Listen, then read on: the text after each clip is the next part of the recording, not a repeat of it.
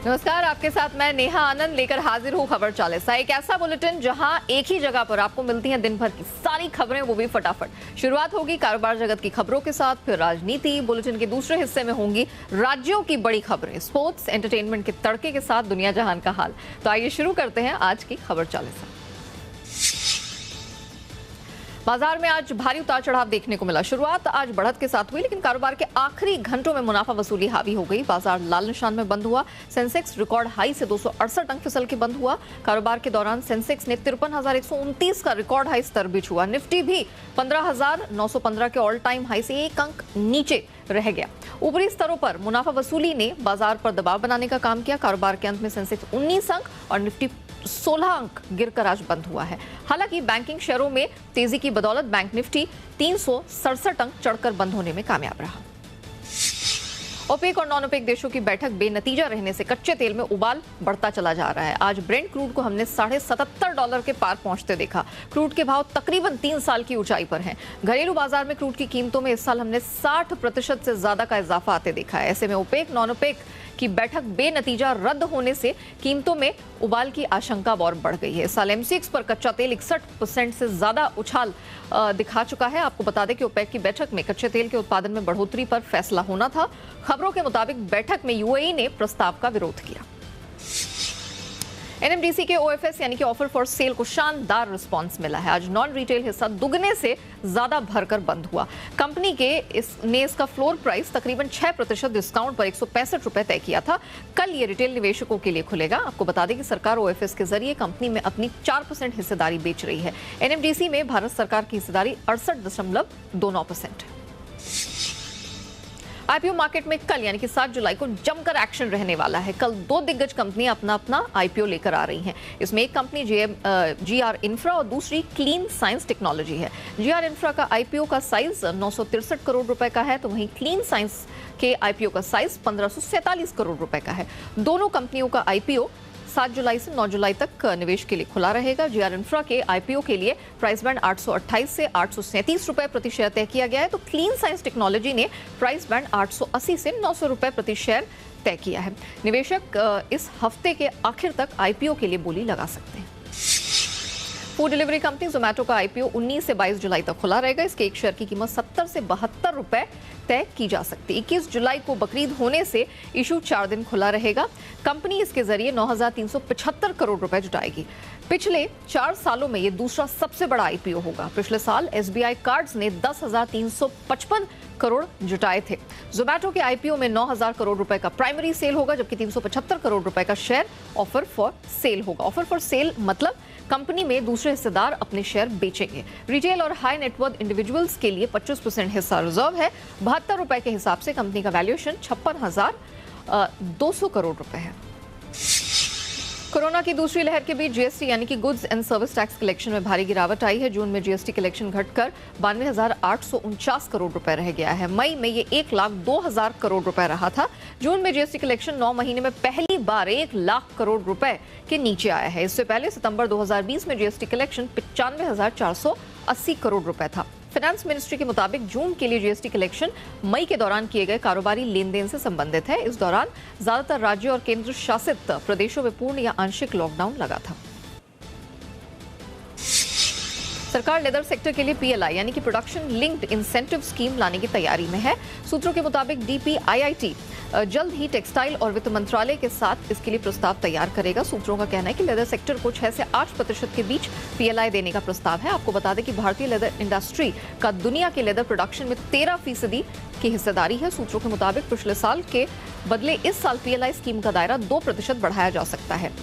इसके पहले सरकार जिन सेक्टर्स में पीएलआई स्कीम लेकर आई वो काफी सफल रही है। फाइजर ने भारत में कोरोना वैक्सीन की मंजूरी के लिए अभी तक आवेदन नहीं किया है। हालांकि कंपनी ने कुछ समय पहले उम्मीद जताई थी कि जल्द ही भारत में उसकी वैक्सीन को मंजूरी मिल जाएगी। न्यूज एजेंसी एएनआई को सूत्रों के हवाले से जानकारी मिली है कि ड्रग रेगुलेटर डीजीसीआई ने फाइजर से 2 बार बात की, लेकिन फाइजर ने आज तक इसके लाइसेंस के लिए आवेदन नहीं किया है। फाइजर के सीईओ ने मई की शुरुआत में ही कहा था कि उनकी कंपनी भारत में कोरोना के खिलाफ लड़ाई में अपनी तरफ से पूरा सहयोग करना चाहती है। केंद्र सरकार ने जुलाई सितंबर तिमाही के लिए जीपीएफ यानी कि जनरल प्रोविडेंट फंड समेत दूसरे फंड्स की ब्याज दरों की घोषणा कर दी है। इस तिमाही में भी पिछले तिमाही की दर 7.1% की दर से ब्याज मिलता रहेगा। वित्त मंत्रालय के नोटिफिकेशन के अनुसार ये ब्याज दर केंद्रीय कर्मचारियों, रेलवे और सुरक्षा बलों के प्रोविडेंट फंड्स के अलावा पब्लिक प्रोविडेंट फंड पर भी लागू होगी। नई ब्याज दर 1 जुलाई 2021 से प्रभावी मानी जाएगी। जीपीएफ पर मिलने वाले ब्याज दर की समीक्षा हर महीने में की जाती है। जीपीएफ का फायदा सिर्फ सरकारी कर्मचारियों को ही मिलता है और वो भी रिटायरमेंट के बाद। आईसीआईसीआई बैंक के ग्राहकों को 1 अगस्त से झटका लगने वाला है। ऐसा इसलिए क्योंकि बैंक कैश ट्रांजैक्शन समेत कई बैंकिंग सर्विसेज के चार्जेस बढ़ाने जा रहा है। ये बदलाव सेविंग्स अकाउंट के लिए होंगे। आईसीआईसीआई बैंक के कस्टमर्स को हर महीने कुल 4 फ्री ट्रांजैक्शंस की छूट है। अब 1 अगस्त से इस लिमिट में ज्यादा ट्रांजैक्शन पर 150 रुपए प्रति ट्रांजैक्शन का चार्ज चुकाना होगा। वहीं अब होम ब्रांच से हर महीने 1 लाख रुपए तक का कैश ट्रांजैक्शन करने की छूट रहेगी। इस लिमिट से ज्यादा ट्रांजैक्शन पर 5 रुपए प्रति 1000 रुपए का चार्ज देना होगा और इसके लिए मिनिमम 150 रुपए चुकाने होंगे। मोदी कैबिनेट का जल्द विस्तार हो सकता है। मोदी सरकार के दूसरे कार्यकाल के पहले विस्तार में उन राज्यों को तरजीह मिल सकती है जहां आने वाले साल में विधानसभा चुनाव होने हैं। माना जा रहा है कि यूपी से 3 से 4 मंत्री कैबिनेट में शामिल किए जा सकते हैं। इसी तरह जेडीयू से भी 2 से 3 मंत्री कैबिनेट का हिस्सा बन सकते हैं। इसके अलावा कांग्रेस से बीजेपी में आए ज्योतिरादित्य सिंधिया, असम के पूर्व मुख्यमंत्री सर्बानंद सोनोवाल का नाम सबसे आगे है। कैबिनेट विस्तार की खबरों के बीच बीजेपी नेता ज्योतिरादित्य सिंधिया ने उज्जैन के महाकाल मंदिर में पूजा अर्चना की। सिंधिया के मंत्री बनने की प्रबल संभावना जताई जा रही थी। यहाँ से मैं जा रहा हूँ कई जगह श्रद्धांजलि अर्पित करने के लिए। फिर बीजेपी कार्यालय भी मैं जा रहा हूँ, 2-3 लोगों के यहाँ भी जा रहा हूँ और ऐसा ही विस्तृत दौरा।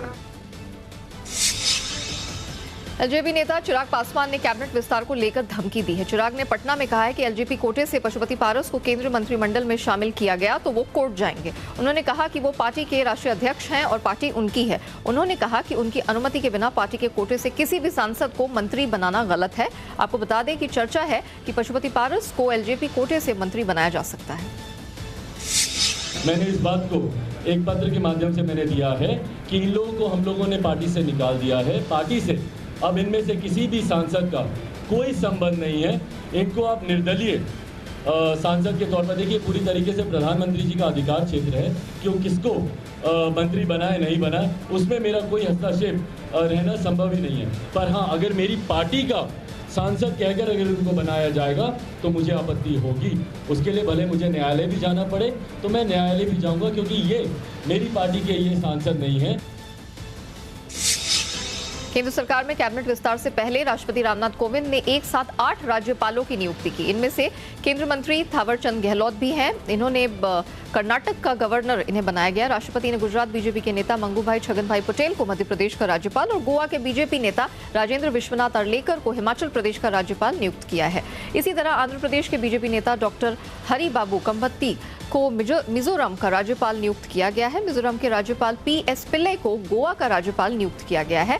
वहीं हरियाणा के राज्यपाल सत्यदेव नारायण आर्य को त्रिपुरा का राज्यपाल नियुक्त किया गया है। हिमाचल के राज्यपाल बंडारू दत्तात्रेय को हरियाणा का राज्यपाल नियुक्त किया गया है। मुझे जो दायित्व मिला है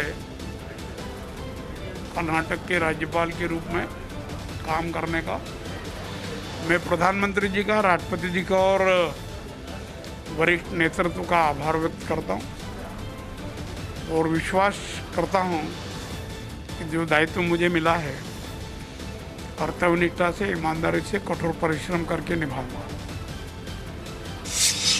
पंजाब कांग्रेस में जारी कलह के बीच आज पंजाब के सीएम कैप्टन अमरिंदर सिंह ने दिल्ली में पार्टी के अंतरिम अध्यक्ष सोनिया गांधी से मुलाकात की। माना जा रहा है कि इस बैठक के बाद पंजाब कांग्रेस में जारी कलह खत्म हो जाएगा। सोनिया गांधी के साथ अमरिंदर सिंह की बैठक इसलिए अहम मानी जा रही है क्योंकि पार्टी आलाकमान पंजाब कांग्रेस के अंदरूनी कलह दूर करने की कोशिश कर रहा है और विधानसभा चुनाव से कुछ वक्त पहले पार्टी में फेरबदल की अटकलें हैं। कांग्रेस नेता नवजोत सिंह सिद्धू का मुख्यमंत्री के साथ विवाद चल रहा है। अटकलें हैं कि प्रस्तावित फेरबदल में सिद्धू को अहम भूमिका मिल सकती है।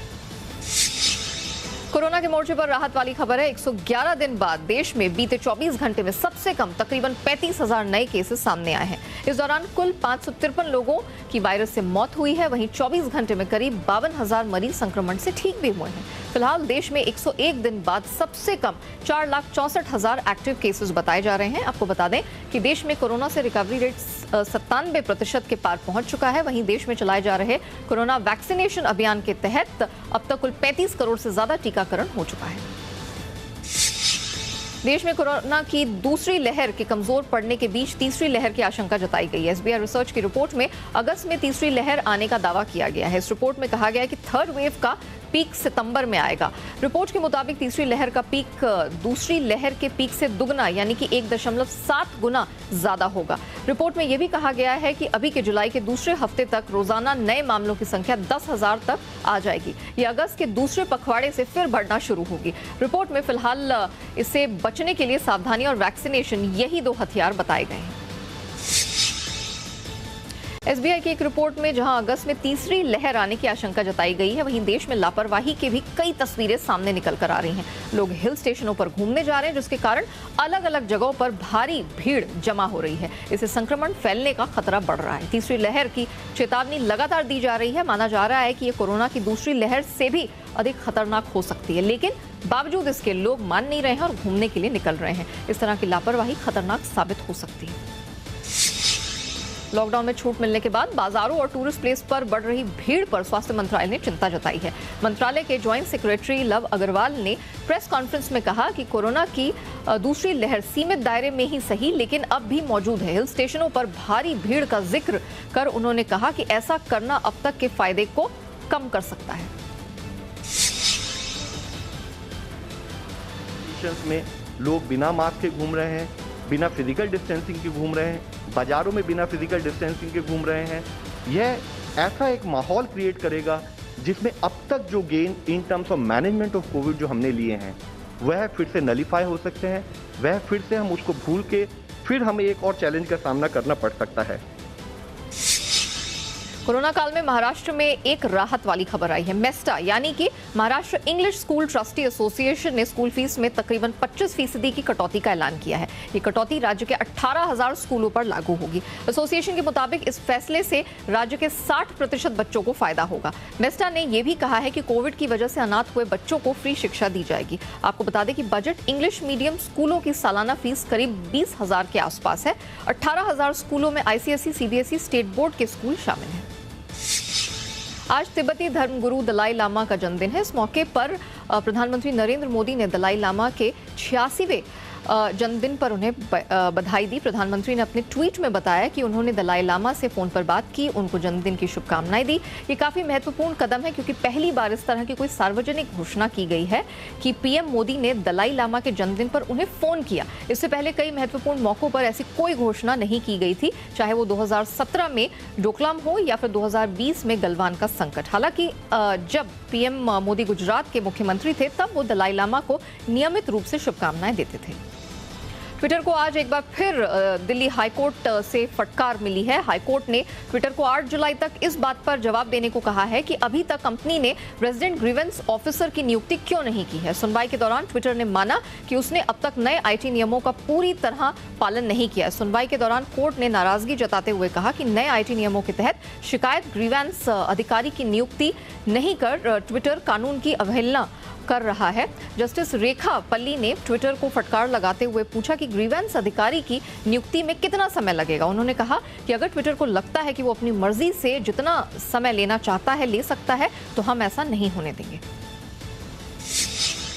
कभी पर्सनल लोन तो कभी क्रेडिट कार्ड देने के नाम पर आने वाली अनचाही कॉल्स पर शिकंजा कसने की तैयारी हो रही है। सूत्रों के मुताबिक ऐसे कॉल करने वालों पर 10,000 रुपए तक जुर्माना लगाया जा सकता है। प्रस्ताव के मुताबिक 50 बार उल्लंघन करने के बाद कॉलर पर हर कॉल और एसएमएस के लिए 10,000 रुपए का जुर्माना लगेगा। प्रस्ताव के तहत 10 उल्लंघनों के लिए प्रति उल्लंघन 1,000 रुपए, 10 से 50 उल्लंघनों के लिए 5,000 रुपए और 50 से ज्यादा बार उल्लंघन करने पर 10,000 रुपए का जुर्माना लगाने का प्रावधान है। जुर्माने के बाद भी उल्लंघन जारी रखने वाले कॉलर्स पर सख्त एक्शन लिया जाएगा और ऐसे लोगों के कनेक्शन पर रोक भी लगाई जा सकती है। सीबीएसई ने साल 2021-22 सेशन के लिए 10वीं और 12वीं की परीक्षाओं को लेकर गाइडलाइंस जारी कर दी हैं। इसके तहत साल 2021 बैच के लिए बोर्ड परीक्षाएं 2 बार में कराई जाएंगी। सिलेबस को 2 टर्म में 50-50% के आधार पर बांटा जाएगा। पहले टर्म की परीक्षा इसी साल नवंबर-दिसंबर में होगी और सिर्फ 50% सिलेबस से ही सवाल पूछे जाएंगे। छात्रों को 1.5 घंटे में मल्टीपल चॉइस आंसर देने हैं। इसके बाद अगले साल मार्च-अप्रैल में सेकेंड टर्म की परीक्षा होगी। ये 2 घंटे की होगी। इसमें सामान्य इम्तिहान की तरह शॉर्ट और लॉन्ग हर तरह के सवाल होंगे। फाइनल मार्कशीट में दोनों टर्म के नंबर के अलावा इंटरनल असेसमेंट, प्रोजेक्ट वर्क और प्रैक्टिकल के रिजल्ट शामिल किए जाएंगे। पश्चिम बंगाल चुनाव में प्रचंड बहुमत से सत्ता को बरकरार रखने वाली ममता बनर्जी और केंद्र की सत्ताधारी पार्टी बीजेपी के बीच जारी जो तनातनी है और मनमुटाव है वो अब भी खत्म होने का नाम नहीं ले रहा। अब ममता बनर्जी ने कहा है कि पिछले विधानसभा चुनाव में जनता ने नारा खेला होवे को खूब सराहा था, इसलिए अब राज्य में खेला दिवस मनाया जाएगा। ममता बनर्जी ने विधानसभा में इस बारे में ऐलान करते हुए कहा कि सरकार प्रदेश में खेला होवे दिवस मनाएगी। उन्होंने कहा कि प्रदेश में अलग अलग फुटबॉल क्लब्स को 50,000 फुटबॉल भी दिए जाएंगे। राजस्थान के कोटपुतली में पुल से गुजर रहा एक कंटेनर अचानक बेकाबू होकर पुल से नीचे आ गिरा। इस हादसे के कारण कंटेनर में भीषण आग लग गई, जिस कारण कंटेनर चालक गंभीर रूप से घायल हो गया है। पुलिस के मुताबिक ये कंटेनर जयपुर से दिल्ली जा रहा था, जिसमें केमिकल भरा हुआ था। सुबह करीब 5:30 बजे ड्राइवर को झपकी आने से वो पुल के नीचे गिर गया। करीब 8 बजे इसमें माल शिफ्टिंग का काम चल रहा था, क्रेन लगी थी। अचानक इसमें आग लग गई। आग इतनी भयंकर थी कि क्रेन भी जल गई है।